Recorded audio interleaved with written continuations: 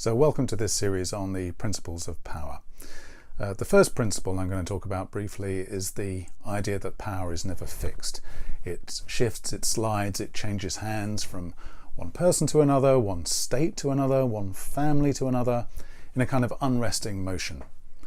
And that's probably why our most famous thinker on power, Machiavelli, counsels people who have power simply to hold on to it. That's their first ongoing and probably most important task. Once you have power, hang on to it.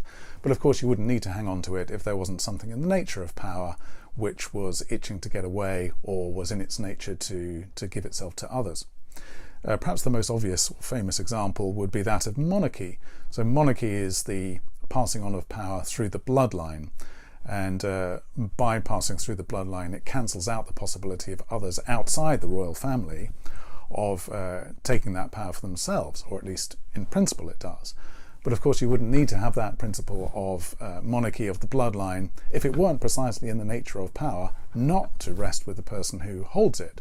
So to put it simply, power can be held, but it can never be finally possessed.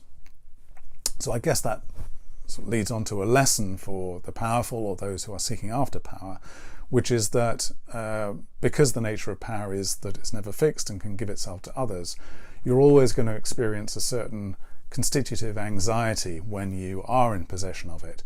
You can think of it, if you like, a bit like as having a kind of exotic animal in your hands.